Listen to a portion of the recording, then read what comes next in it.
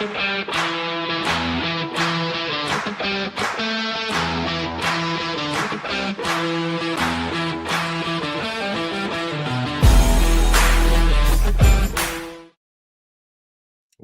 to Rising Tides Live. This is our Pitch the Tide show. Every single Friday, we do a restaurant technology showcase show. If you believe in restaurants, if you believe in hospitality, if you believe in technology, if you believe in storytelling, this is your community. We have been live streaming these shows ever since the Clubhouse days. So 5 years, every Wednesday, every Friday. Friday's a special show. We pitch the tide. We have Matt Haselhoff. He is with the company called One Goal Consulting, and he is going to pitch the tide, and our sharks are going to give him feedback on the pitch, learn about his company, ask questions. If you're watching this on YouTube, if you're watching on LinkedIn, please join the show. It's so much better when we learn about who you are, what you're building, why you're building it. We have a community of people that show up all over the globe. So we're going to be going to Restaurant Leadership Show. We're going to be going to Bar and Restaurant Show. Please join us in real life at those shows, but more importantly, join us on stage. Go to betheshow.media/rising tides, and you can come and join the show and ask questions and give Matt some feedback on his pitch. I'm going to get off the stage. Welcome, Matt. Matt, thank you for taking the time. We appreciate it. Paul, thank you for the lead. We appreciate it. Always let people know that we have live shows every Wednesday. We've got them every Friday, and this show doesn't happen without the community. So thank you all for being here. Matt, welcome. The floor is yours. The floor is yours, my friend. Go for it. Great. That was quick. Well, number one, thanks for having me on. I've actually listened to a few of these recently. The last one I listened to was with Beth over at Shifty. She is actually one of my clients over at OGC. I say OGC. Paul Molinari, who does a lot of my marketing, we've been kind of going back and forth. You know, we started off obviously One Goal Consulting. I always say the consulting part, we're a small C. We're not a capital C. We're not a consultant agency like the traditional sense is. You know, what we really strive to do over at One Goal is, you know, there's a lot of emerging technology out there like a Shifty that is trying to break their way into the enterprise space. Salespeople and going to market and marketing is really expensive when you hire those individuals independently. So 2 years ago, I was trying to decide what I wanted to do when I grew up, you know, at 50 years old. And after, you know, 25 years of being in this industry, one thing that came to mind is every vendor out there, I don't care if you're a month into the journey of being a startup company or you're a 20-year-old veteran company in this industry, the one goal that everybody has is they want meetings. They want the introduction into these brands. You know, if I had a dime for every time a CEO of a new tech startup said, hey, if I had meetings, I would land every deal. I'd be very wealthy. So that's what we're predominantly doing is opening the doors. We're as we put in here, we connect buyers to sellers. That is our greatest strength. The difference between what we do and the traditional way of doing things, we do carry multiple vendors. They're all non-competing vendors in this space. We believe that we chose the best of breed. That is an opinion, of course, but our opinion is we've got the best of breed. And what that allows is it allows us to have conversations with operators without just having one product to sell. I mean, that's a big problem in the industry is if you're selling digital menu boards, that's all you got. And that's not what every vendor or every operator's looking for at the moment. So that's kind of the premise of where we started and where we've really become more of a manufacturer's rep than an actual consultant. So, Mike, I'll let you go to the next one here.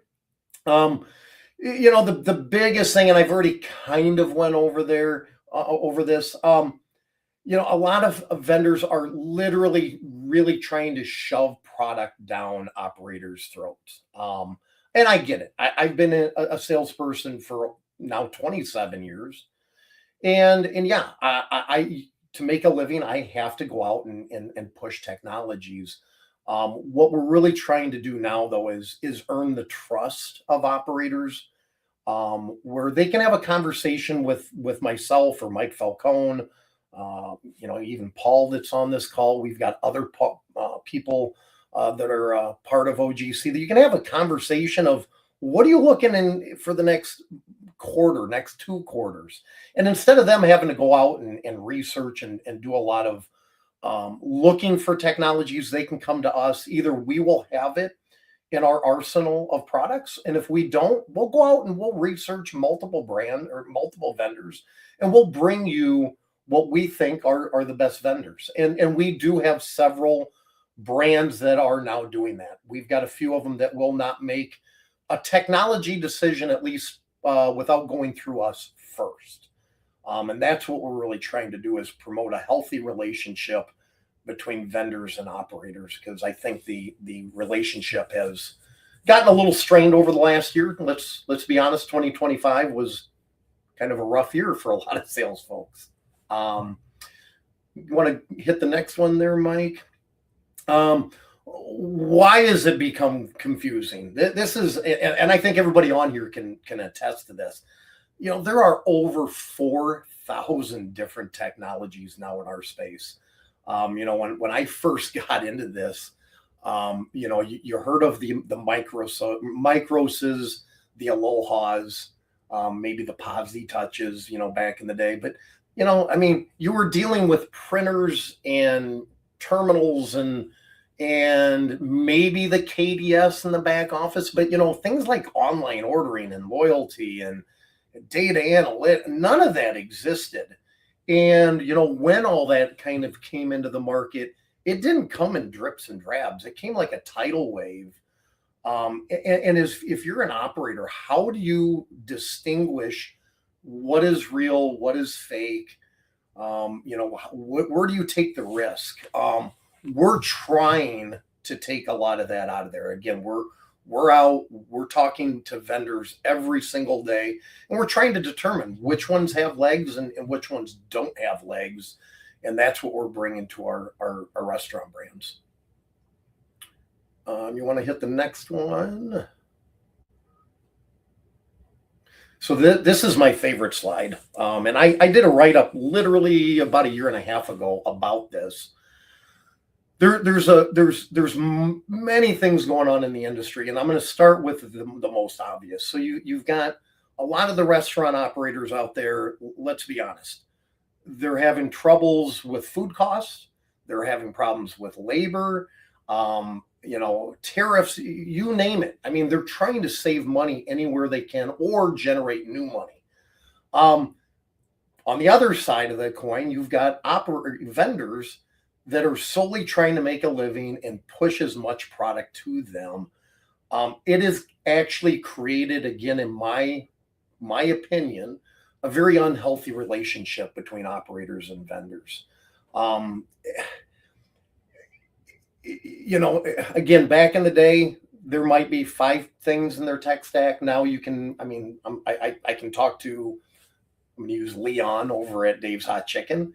They're running almost 20 different platforms on their tech stack. And so it becomes much harder and harder to navigate. So you've got that conflict going on. And then if you really think about the journey of a salesperson at a vendor, and I did a diagram about this about a year and a half ago, where you have a new salesperson comes into the vendor, and the first 3 months is the honeymoon stage. You're there to learn about the product and everything. And then the second 3 months is really, I call that your friends and family period of time, where you're reaching out to your buddies that are over at whatever operator, and you're getting their time. And with limited success, because I can call one of my old brands, but if they're not looking for what I have to have available, there's nothing they can do. So now you're into that second, you're in there for 6 months now, and you don't have a lot of traction. By the third 3 months, and I've seen it time and time again, and you can go on LinkedIn and see how many people are actually looking for jobs right now. That second 3 months, that 9-month mark, is where the executives, the CEOs, CFOs start coming down on salespeople going, man, we're not seeing the return. And that's at 9 months. And then by the second, or I should say the fourth 3 months, so months 9 through 12 is where everything falls apart. I am seeing an average tenure of new salespeople lasting anywhere from about 9 to 12 months, and then they're being riffed and moved on. When you put that on a salesperson, what are they going to do? What is their knee jerk reaction? Is I'm going to go send out 500 emails every week. I'm going to make 100 phone calls. I'm going to go on LinkedIn and I'm going to DM 100 people. And guess what? It falls on deaf ears a lot of times, because these operators are getting that from those 4,000 plus vendors that are out in the market. They're getting hit on that every day. Paul and I and Mike Falcone, we did a interview at the beginning of this year, and it was really called A Day in the Life of, and we interviewed, several people, and the overall message that we got from all of them was, if I can't get to one vendor, I'm not going to get to any of them, because they're averaging anywhere from 150 to 300 emails, text, DMs a day from vendors. It's just, it's too much noise. Utilizing one goal, and they can come to us, and we have multiple technologies under our brand that we can bring them to. We can turn down that vendor noise for operators, and that's really what we bring. So far to date, if you want to go to the next slide. Oh, actually, I forgot about this one. So there's actually three areas that we work in. Obviously, number one, the restaurant brands. Again, this is a stress-free assessment. We can come in, we can look at your tech stack, we can give recommendations. We've got some really, really new cool tools that we're coming out with to help with that selection for restaurants. It is a product that is going to take a lot of the subjectivity out of making choices and make it much more objective when they're looking to do an RFP. Obviously technology vendors, we are predominantly here, not exclusively, but for the most part, we're in business to help startup companies get off the ground. Again, salespeople are very expensive, marketing people very expensive. Just the process of going to market and hiring those individuals independently are very expensive. We come in, we do it for a fraction of the cost. I mean, fractional work has become kind of the new norm. And then there's the sales agents. Right now, we have roughly 28 independent sales agents. They're from all walks of life. Some of the sales agents they don't have a job right now. They're just trying to stay relevant in the industry. Some people are doing this full time for us, and then we have some folks that actually do have full-time jobs, and they're using this, that if they're talking to one of their customers and they don't want that widget they're selling, but they say, hey, I am looking for this, it gives them a avenue to sell them other products than just what they're selling at their full-time job. Currently, now you can go to the next slide. This is the one I was expecting. Currently, right now, we do have 10 vendors. We typically don't like going over the 10 mark, just because there's only so much bandwidth we have, but we've got some great ones on here. Like I said, you guys had Shifty on just a couple weeks ago. We love Beth and team over there. They're doing great. But we've got companies like Livelitics. I would definitely recommend you guys talk to them. They are a newer company. They were part of Startup Alley at Mertech last year. They were a runner-up. Their product has come a long ways. But we also have companies like Onisys, who's been around for 19 years. They brought on one goal because they retooled their entire tech stack at Onisys. Their product has come a long ways, but while they were doing that, they were kind of behind a curtain for a couple years. So we're helping reintroduce them into the market. And then we've got several others. Would definitely love to talk to you guys about some of those offline. And I think there's one other slide, and we can turn it over to you. So what does success look like partnering with someone like with OGC? Number one, we can really help restaurants simplify their tech stack. Let's clean out the garbage. And by the way, we are getting a lot of that. The new trend we are seeing is CTOs telling us that if they want a new toy or a new product or whatever you want, if they want to bring something new into the tech stack, the CEOs are telling them, sure, you can do that, but you've got to get rid of something that you're not using a ton of. So we can help actually look at their tech stack with actual tools. This is not an opinion. We have tools that we can plug in and show them, hey, you're not using this widget more than once every 3 months, and it's only for one person. That might be something you can get rid of. We're able to give cleaner data, clearer insights. We can do a lot of that with companies like Livelytics. Reduce cost and operational friction. Again, we've got all the tools there. I think the biggest thing we provide is probably more to the vendor than the operator. To the vendor, I can look at it that if it were myself and Mike Falcone and Paul Molinari, and we've got others that are part of OGC.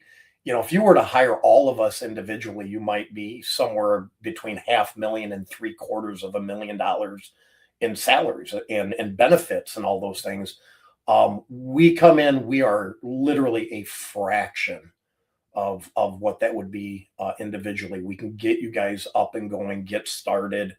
Are we the long-term solution? No. I think what happens is we help these vendors mature, get to a spot where then they can afford a full-time team, and we move on and we bring others on. I mean, let's again be honest. There's no shortage of new companies coming into here. Some of the other things that we've done that are not on here, we have slowly, I guess, to some degree, become a bit of a promotion company for some of the restaurant events. FS Tech this year, I think a lot of people probably saw the Moto Compactos, those little scooters that were running around at FS Tech. They were all logoed up for different vendors. We did that on behalf of the vendors. We had them all skinned and everything.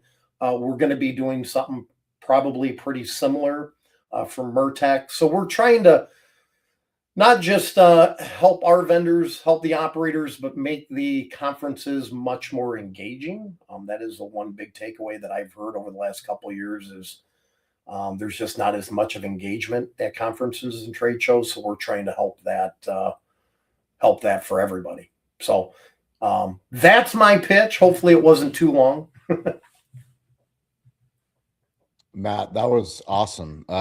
You have such a unique angle living at the intersection of where you live. And I think why we love doing this show, why we love digital hospitality, why we started on Clubhouse and live stream is like this ecosystem. You're talking about 4,000 restaurants. And I'm guessing that 4,000 number is very conservative given like the amount of AI voice companies that pitch me every single day that it's a new AI voice company. And like, it's got to be more than 4,000, but how do you curate that list and how do you find the humans that you can trust?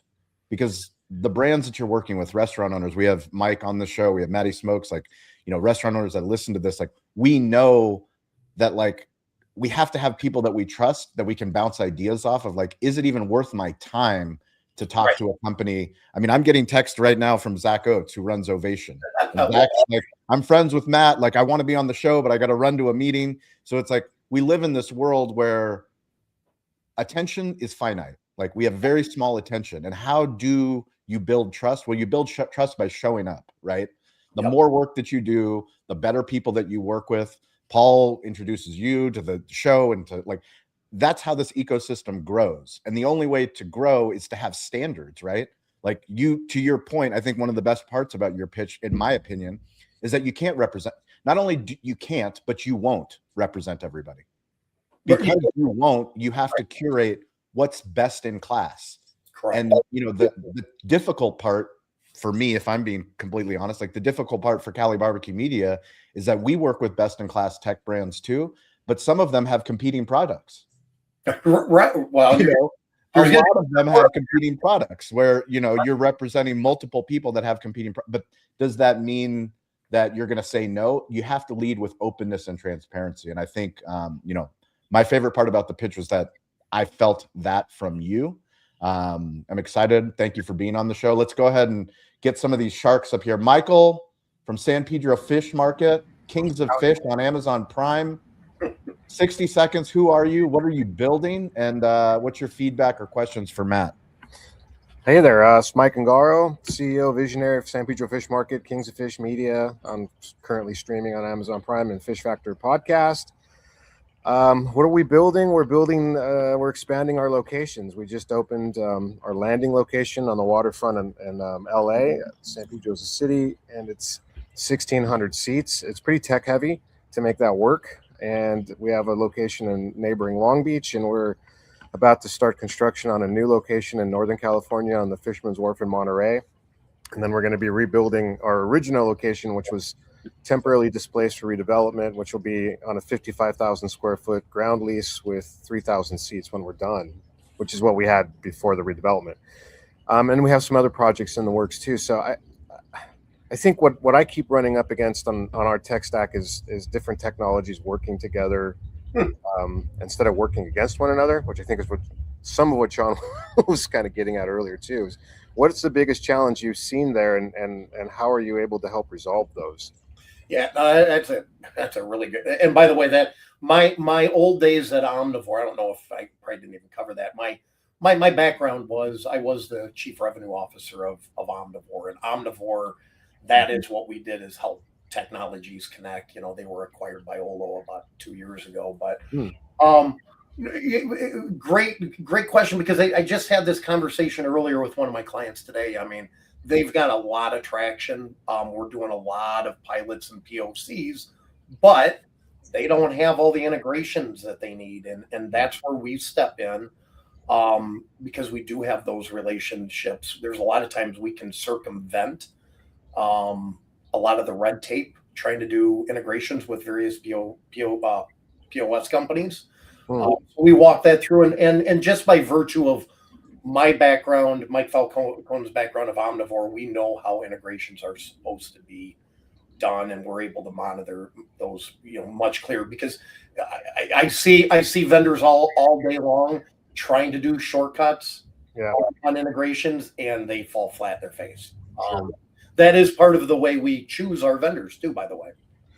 Yeah, I mean, it's happened to us. You know, I mean, obviously, you know this. Technology always has a great promise in the sales part of the conversation, but the practical application, there's always the unexpected breakdowns. And now the salesperson magically vanished. You know, and you're trying to work with the IT team that's like, well, we don't do that, or that's not exactly how this works, or we don't work with that. Well, now we're in a contract, so how are we gonna resolve that issue? Yep. So. Yeah, no, that's why we tell all of our vendors, and I would tell every operator, start with a POC, start with a proof of concept, make sure it's a free proof of concept. If you got to pay for it, that usually means they're taking that money and using it to build to build the integration. So if they're willing to do a free POC, you get around a lot of that because it's going to flesh itself out during that time. That's great. That's a great idea. All right. Thank you. Appreciate it. Thank you. Great advice, Matt. Bruce Nelson, restaurant CFO. How you doing, my friend? Happy 2026. Please give Bruce a follow on Substack. He does a great job on Substack. We've got lots of creators on there. We have a restaurant technology Substack, so shout out to the team, Stover and Kyle and everyone working on our Substack. But please give Bruce a follow. Bruce, I'm really enjoying your content you're writing. Welcome to the show. Well, thank you, guys. It's great to be back here. First of the year. Happy New Year to everybody. As Shawn mentioned, I'm restaurant CFO. I've been in this business for 45 years. What am I working on right now? Well, anybody that's in the restaurant business knows we are closing up fiscal year 25 and trying to put a pin in that so we can do our taxes and move forward into 2026. So that's what's going on with me now. But Matt, what you're working on is always something that I run up against with all my clients, and that is trying to figure out the tech stack and how it's all integrated together. Surprisingly, in the accounting world, almost everything that is in a restaurant for the tech stack somehow has to flow through to what I do, whether it's third party, whether it's online ordering, the reservation system, the ordering system, the POS, payroll, all of that stuff flows one directional into the accounting system. So I'm often the one that people come to and ask, as the expert, how do I do this? Now, I have realized that there is no one size that fits all. Of those 4,000 you mentioned, depending on the company, depending on their size and what they're trying to accomplish, there are some in that work better for certain applications. So that's something I've also learned.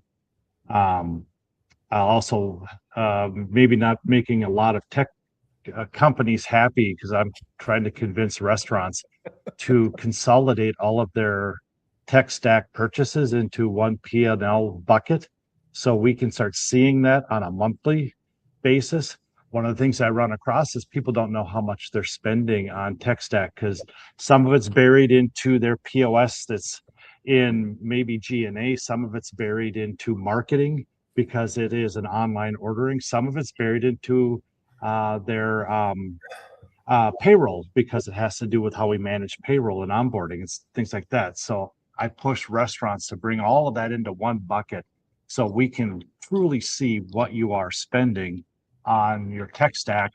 And, hopefully working with someone like you would help us, better understand the value that we're getting for the money we're spending.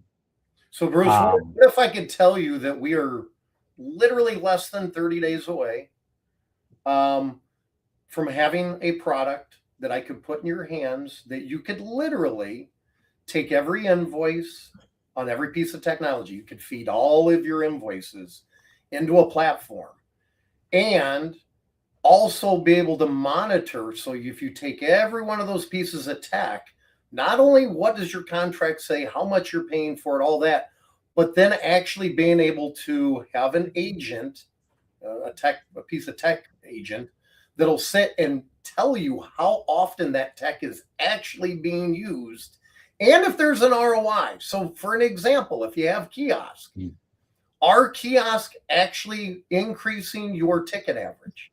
Or are they decreasing it? How often, how much of your sales are going through your kiosk? If you were to able to get all that in one package, now you're making a very objective decision on your tech stack, not a subjective one. You didn't buy it because your buddy's there and it's going to be great. And then, to Michael's, a point, well, it doesn't integrate and it doesn't work. And am I getting the ROI out of that? I can just tell you that Skip Kimple and I and another gentleman have put something together that's going to be coming out really soon that's going to revolutionize how brands are able to look at their tech stack in a much more meaningful way without hiring a consultant coming in there and kind of maneuvering where they want you to go. That's where we're going to. Yeah, that'd be very powerful. I can tell you, we would love to have some way to simplify this, because we're doing it old school. Yep. We're going through the general ledger, we're finding the expenses, and then we have to go start figuring out, all right, who ordered it, how often are you using it. You'd be surprised how many different Chat GPT accounts a restaurant is paying for. I see Shawn laughing right now. Surprised restaurants even have Chat GPT accounts. Honestly, they're paying for They're paying for Chat GPT. That's awesome. That's great news, Bruce. Yeah. I have more hope for our industry. That's fantastic. Well, the issue is that they may be paying for like 10 subscriptions because every manager has one, and they're all putting on a corporate card, and they all say, well, it's only $20 a month. That's not too much. Well, 20 times 10 adds up pretty fast. For sure. Great point. Good stuff, Bruce. Dan West, welcome to the stage. Thanks for being here. Who are you? What are you building? And what are your questions for Matt or feedback?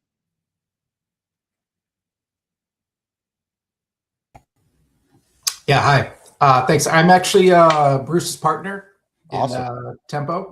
Welcome. So I am new to a lot of all this stuff in some respect. I've been working with Bruce on a number of restaurants for the last, 12, 13 years or so. But I did have a few questions for you, Matt, on kind of something we were just talking about with AI and the ability for anybody and everybody to make products at this point, right? Has the last 6 months just been starting to get flooded with, you know, new products that are, half baked and people trying to sell these as full-on solutions? I don't think that's occurred just in the last 6 months. I think that's something that's lived in our industry from day one, quite frankly.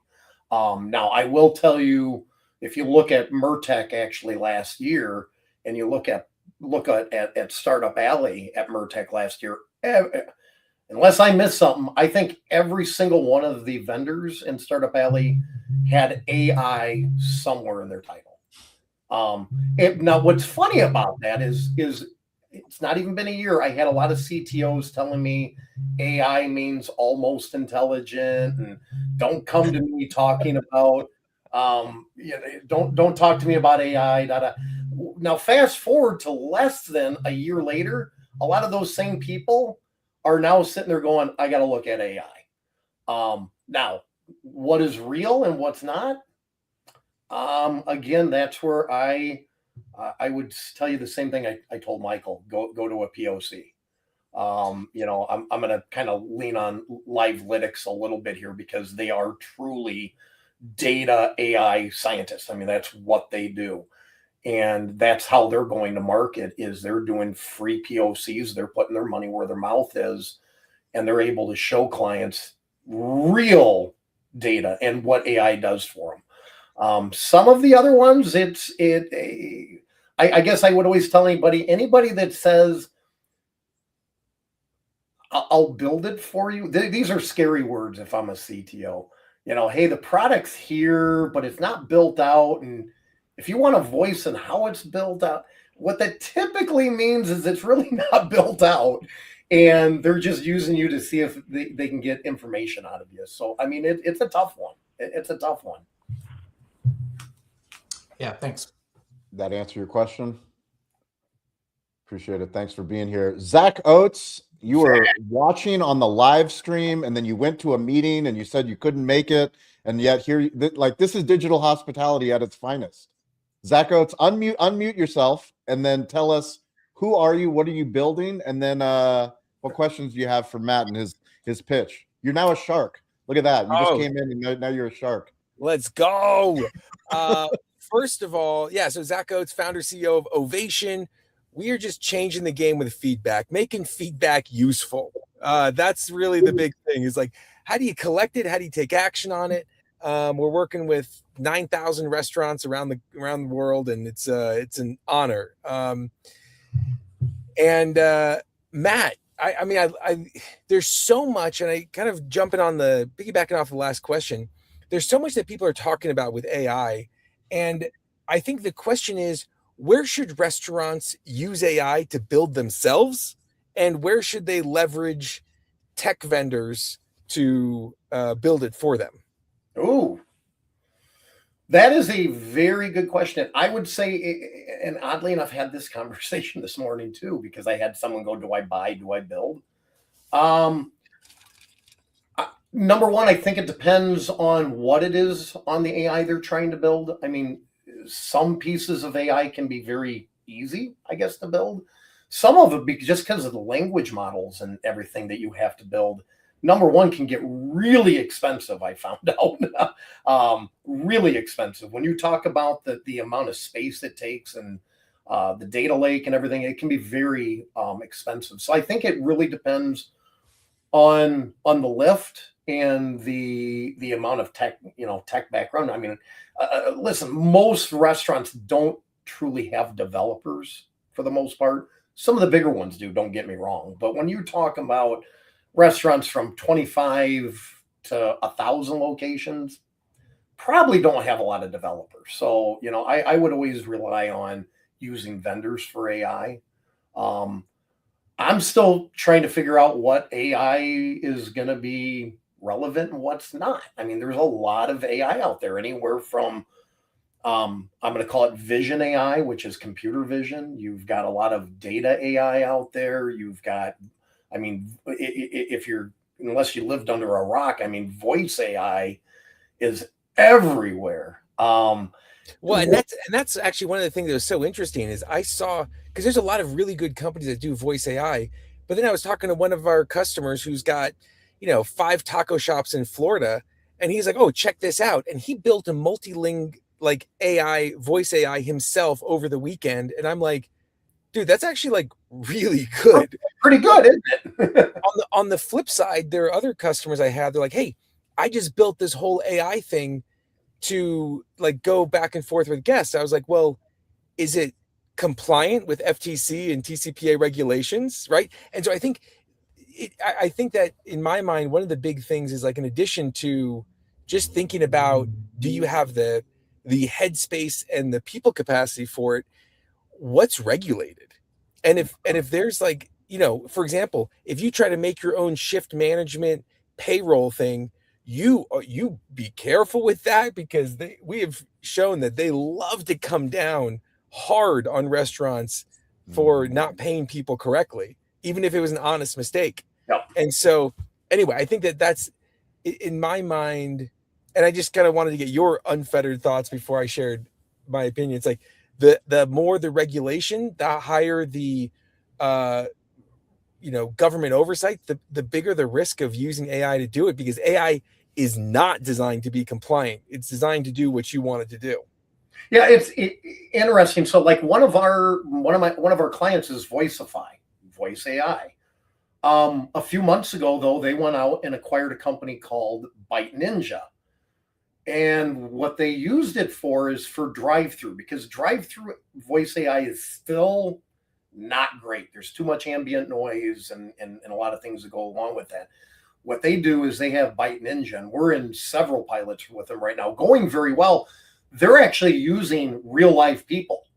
So what they do is they may have somebody sitting in Iowa at their kitchen table running three lanes at 3 different restaurants. They have a headset on, but it's all coming through their laptop, and they're actually able to take orders and converse with them right from the kitchen table. And a lot of these companies brands are going this way.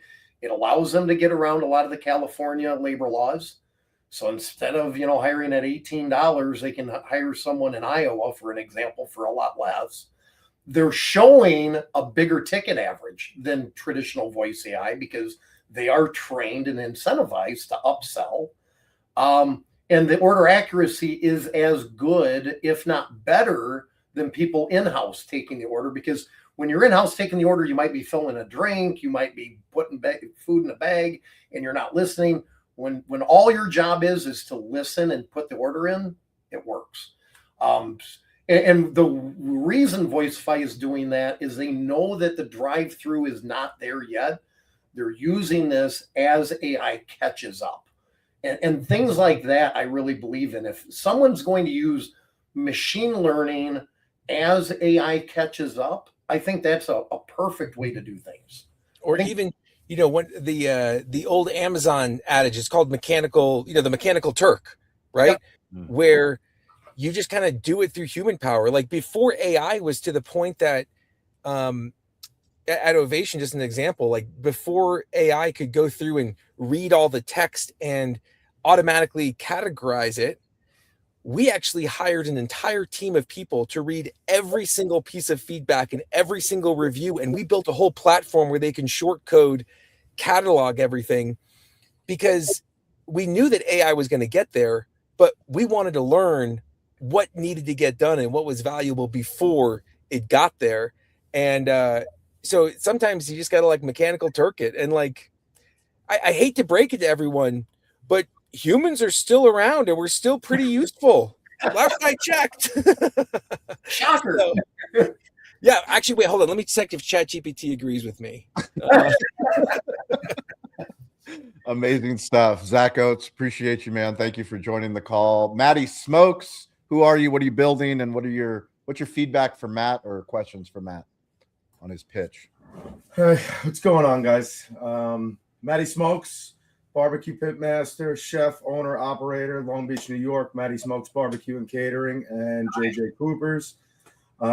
So I'm a single unit operator and then a catering company. So like Shawn said, I got tech coming in left and right, and what works, what doesn't work, what's expensive, what's cheap, what did I pay for that doesn't work, what do people say they're going to design for me. It's crazy. And how do you keep track of it all? So there's just so much going on. So my question to you would be, obviously so much going on, so many new things happening, so many different ways for us to enhance our hospitality experience that we're providing for customers, obviously, with maintaining authenticity as much as we can. But where does a single unit operator start with all this in regards to, because obviously it sounds like you handle both smaller side and larger side. Let's say I was developing a new concept. Should I be talking with someone like you before the concept's even being built, or in the initial stages, or once the concept's built, should we be talking and then doing it? Because right now, if we talk, I've got micros, and then they say, no, you got to step back. And it seems like every time we take a step forward and integrate new technology, it goes back to another stage and we've got to start over again. So what would you recommend to a small single unit operator per se? What stage should we already be talking at? Yeah, no, number one, at the beginning, that's very easy, the beginning. And by the way, I don't own a restaurant, but I'm a big barbecue guy as well. I do it all the time. And what I would tell you is that don't pick technology because other people have told you that's the technology. That'd be like me telling you that the only way you can do ribs is the 3-2-1 method. And by the way, I think the 3-2 method is shit. I don't use it at all. You might not either. So what I'm saying is, pick your technology the way you want your business to run. What do you want to get out of your business? What is the experience you want to give your customers? Base your technology around that.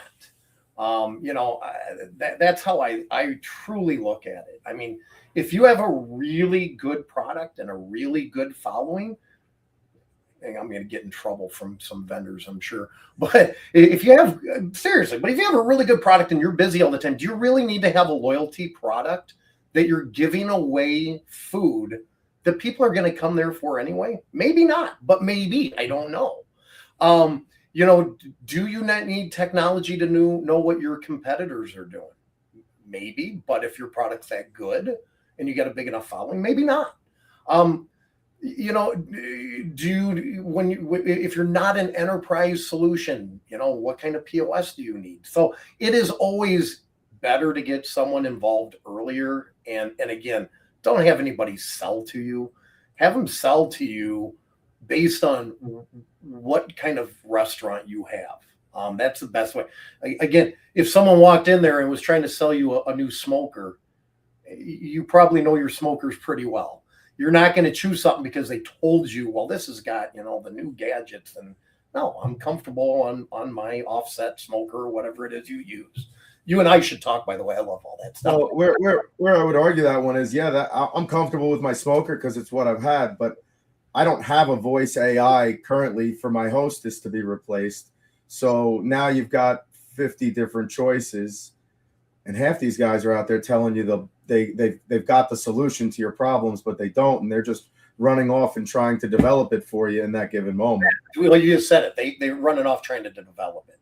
I mean, if that is one thing I'm a big advocate of is, I wish more vendors would talk directly to the operators on what really needs to be built rather than someone building something in a vacuum and then trying to push it out there. I wish more of that would happen. That is something that I'm really trying to push in 2026 is having more conversations in this industry, make it less about selling and more about listening about what people are looking for. Amazing. Great stuff. Definitely have to talk. Thank you, Matty. Oh, yeah, I will talk, dude. Paul Molinari, what is up? Happy 2026. Who are you? What are you building? What are you working on? And your feedback from Matt. Yeah. Hey, Shawnee. Thanks for having me on. Matt, great job. So name's Paul Molinari. I am the founder, I guess, and CEO of Popcorn GTM. We're a fractional marketing agency helping early stage restaurant tech startups build some traction and grow. And I work along with Matt at OGC. We share a couple of clients in common as well. And here's the thing that I have more of a comment around Matt's presentation, because the thing that that strikes me about what Matt and Mike Falcone are doing at OGC harkens back to a time when there used to be product rep firms. And most of us on this call, I think, are old enough to remember back in the day where if you ever sold anything, if you ever had a product that you had to sell, like for me, I was in the consumer electronics space for many years before I even got into hospitality. Well, as a consumer electronics manufacturer, I had product rep firms throughout the country. And these product rep firms had relationships with different brands. And these different stores and brands, you really needed these product sales reps to inform them, to trust them, to tell them what's going on. And I think with the proliferation of content and noise and number of solutions and just stuff that's out there, like what Maddie spoke about, it's just really hard to tell what's going on. And so when you take what Matt's doing and what OGC is doing, it's promising. It's kind of a throwback in some ways where, listen, Matt, he has strong relationships with really important vendors in this space. They trust him. And I think we're going to see, and I think he's on the precipice of something that we're going to see more and more of. We all know that fractional is becoming more and more important, particularly as there's so many margin pressures and cost pressures, put upon everybody. So I love the model because what he's doing is connecting buyers and sellers and also bringing in other salespeople too and giving them an opportunity to stay relevant. And so I just really dig the model. I think it's awesome. I love what he does. I love working with them because, we like to say, he brings the thunder, I'll bring the lightning. It's like sales and marketing, 1-2 punch, and doing it in a budget that makes sense. And so, Shawn, thanks again for the op to come on. Of course. Appreciate you, Paul. Thunder and lightning. I'm a big Lightning fan. I wish it was coming from the Chargers, but nonetheless. Dean LeBay, Mike is yours. Who are you? What are you working on? And what's your feedback for Matt or questions? Hey, my name is Dean LeBay, LA_BAY in New Orleans. Love everything everybody's been saying, and Paul, you're right. Maybe we give away our age. Bruce will agree with me here.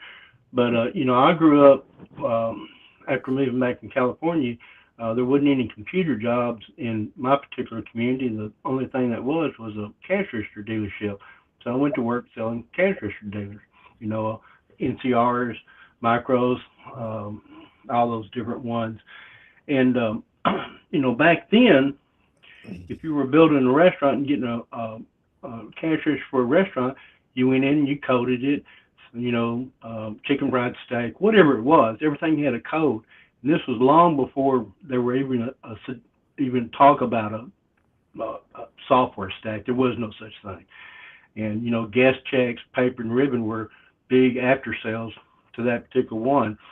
And a lot of times they would ask you, well, do you know a food service company, or do you know this, or do you know that? And you say, yeah, I know Bob over at US Foods or whatever. Here's his number. And it was just kind of, that's what you did. You did the right thing. You try to help each other out. After moving from the cash register business, I went into the kitchen supply business, commercial kitchen supply. And, it just kills me because I saw so many reps go out there and the customer would ask the rep a question about where do I get XYZ, and they'd say, that's not my job. This is what I do. I don't know anything about that. And I think it's about educating the consumer, educating the salespeople out there, because when we get to that point, and we're getting there slowly but surely, but when we get to the point to where the equipment and the back of the house guys start communicating with the people that do the software stacks and how they add up together, the Internet of Things. When that finally happens, you're going to see a change in the restaurant industry. Today, when people start to build a restaurant, who's the first person they see? They usually see somebody that's got a restaurant supply store, a restaurant dealership. And if we can help educate them to say, hey, before you buy this 6-burner stove and 24-inch grill top and 2 Frymaster fryers, let me introduce you to old Bob over here that does POS systems and teaches you how to keep the customers once you get them, or introduce you to Zach, who can tell you how, once your customer comes in, how to make sure you keep them. We're getting there. We're not there yet. I don't think we are. But that's kind of what I enjoy about what I do now, is because I'm able to talk to those people and say, listen, I don't have the answers on a lot of things, but this I know for sure. I know somebody I can tell you who I can get my Rolodex out and I can say, listen, call this guy. And I think what you're doing is fabulous, and we need more people just like you. Thanks, man. Well, let's great point, Dean. Matt, I'd love to get your take. It's something that Dean and I and the team talk about often. It's when we think about restaurant technology, we tend to believe that every brand that services restaurants is a technology company. Now, whether they believe that they're a technology company or not is a different question. But when we go to the National Restaurant Show and there's 2,200 vendors there, the equipment vendors are starting to understand the ovens, the fryers, all the ice machines, all of those things need to be connected into one ecosystem. So while they're building in a vacuum, they're not having the integrations with the point of sales and the inventory and the financial side that Bruce is. So like, how soon do we get to that point where those companies, the Hoshizakis of the world and the ovens of when they start having, it's not fragmented. It's more of like, hey, let's understand we are all using the internet in the front of the house, in the back of the house, in the 4 walls of our restaurant, outside of our restaurant, online ordering. And it's less the crazy thing is it's not just 4,000 people. It's not 4,000 vendors. Like, it's way more. And then when you think of the US Foods of the world and the Cisco and the Performance Food Group, all of them are technology companies too, because guess what? The reps aren't coming to our restaurants anymore. We're ordering on their app. Yep. No, it's weird you brought this up. So we have one company right now, Secure Uptime. Yep. Who is coming out with a product called Compass. Yep. And Compass is going to be a product that takes all of your connected technologies. Essentially, if it's got an IP address or it's connected, whatever, doesn't matter if it's your fryer or your refrigerator, whatever. It is all going to go into one dashboard where you as a GM or an owner or whatever can literally open up your phone and look at the status of the health of a group of stores, an individual store. You can see if your wireless infrastructure is being taxed and you might lose connectivity. It can throttle that. It can tell you that your fry oil needs to be changed because it's been run enough times. And again, these are all things that Ecolab, for an example, are doing. But the problem is, and I see it all the time, there's all these different companies. So you can monitor your freezer and your oil temp, but that's one app that you got to go to check all that. And if you want to see if your Cisco Meraki's are running, we got to do another app. This is going to combine everything into one. And what I love about it, the way the company was started, they're actually in the medical industry.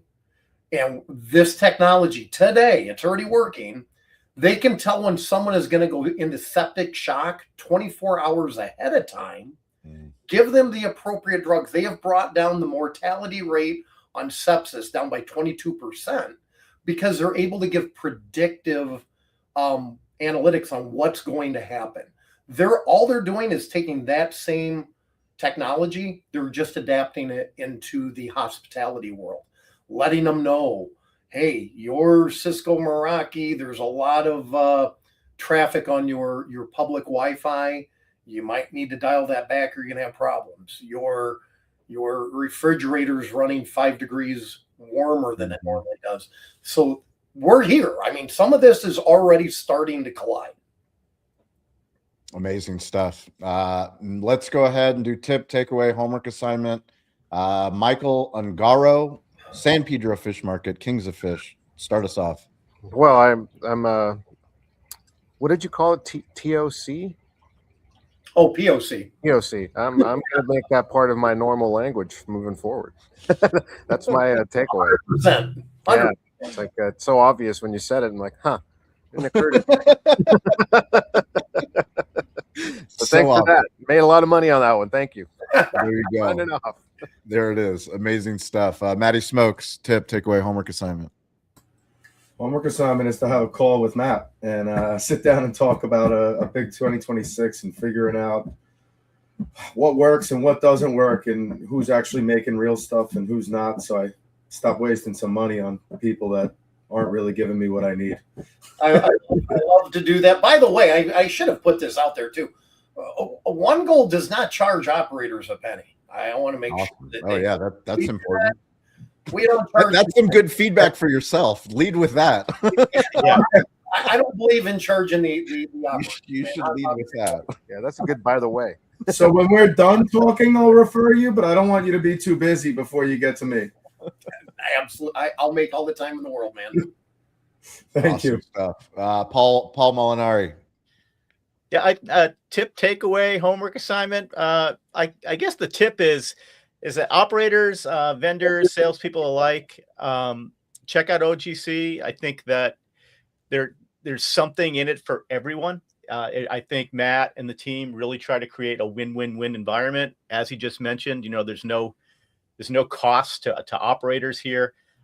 His work is extremely budget friendly, and the reality is that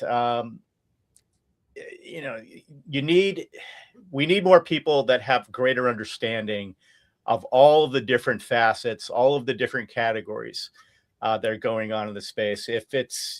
You can't bank on someone that's maybe an expert in voice AI but knows nothing about inventory. Matt's one of those people, I think, in the space that has a great understanding of different categories.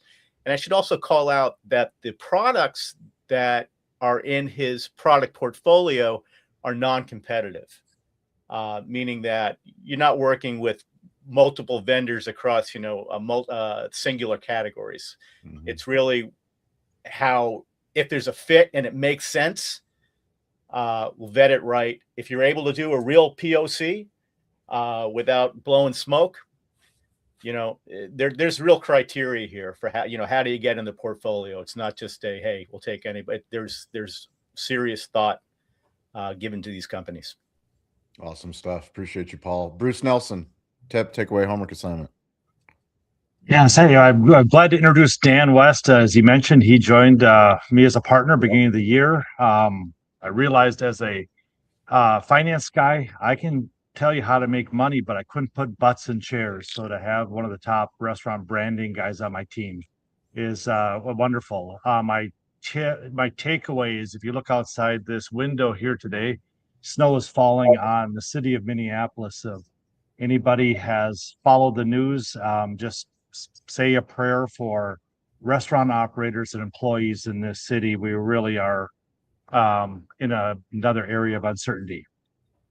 Appreciate you, Bruce. Yeah, I've been talking with Shaz Khan of Tono's and Pizzeria, and he has kept me up to date on what is happening there. And we send all of our love, obviously in the hospitality space. It's already hard enough, but you guys are going through something. Sure. If there's anything we can do, let us know. We appreciate that. Just keep us all in your thoughts and prayers. You got it, Bruce. Dan West, thanks for coming on the show. Welcome to the team. Welcome to the community. Anybody that's watching the show, listening on digital hospitality, please join us. Go to betheshow.media/rising tides, and you can join the show. We do it every Wednesday, every Friday. If you want to host a show, you're welcome to host a show. Pick a topic for Wednesday. If you know a restaurant technology brand that wants to showcase and pitch the Sharks, we do those shows on Friday. So you can email us at podcast@CaliBBQ.media, and Mike will get you set up. Go ahead, Dan. Yeah, thanks, Matt. I think this was great to learn about what you're doing. I think it's super valuable, and I'd love to have a meeting with you. I'm sure Bruce and I would just love to learn more, a little bit about how you get in and do all the things you're doing. Likewise. By the way, you're my neighbors. I'm in Illinois, so there you go. We're not too far apart. Bears fan? Bears fan, sorry about you guys' ear. Yeah, you gonna go to the game? Suffer? Oh, no, not even You're if gonna enjoy it by that fireplace behind you. not even if I got free tickets when I go downtown to watch that one. That's gonna be a little chilly. Awesome stuff. Dean LeBay, go for it. Great show, Matt. I'm glad you came on. The only tip I got is listen, every week we do this. Bring a friend, connect with those within our community, support each other. This is truly a rising tide that lifts all ship. As we lift each other, we lift ourselves. So, just keep doing the work. Paul, good to see you again. Welcome to the show, and just keep doing it. Connect, talk, keep the line of communications open. Amazing. Great stuff. Matt, any closing thoughts? We're going to wrap up the show with your closing thoughts. And then if you just hang on, we're going to post-produce a promotional piece afterwards. So just go ahead and hang on the line. But thank you, Matty Smoke, Paul, Dean. Matt, what's your closing remarks? Closing remarks. Number one, thank you for having me on. Shawn, always been a fan. Appreciate it. I followed you for a long time. And honest, at the end of the day, you guys hit it right on the dot. This is less about technology and everything. It is truly about, the people in this industry. You just look at the group, the group of people in this industry, and there's more than I can even mention in here. But when you all work together as a group, great things can happen. And at the end of the day, that is what OGC is. We just want to be part of this community that has served me well now for 27 years. So those are my words. Amazing stuff. Yeah, hospitality is not for pessimists. We are a group of optimists. We fall and we get back up. That is who we are and what we do. We appreciate you guys. Thank you for watching. Thank you for listening. Stay curious. Get involved. Don't be afraid to ask for help. Join us next Wednesday live, 10 a.m. Pacific time, 1 p.m. Eastern time, 6 p.m. London time, wherever you are in the world. We want you on the show. Thanks for being here. Matt, just go ahead and hang on for a second. Okay? You got it. Thanks, Thank you, guys. Producing. Thanks, guys.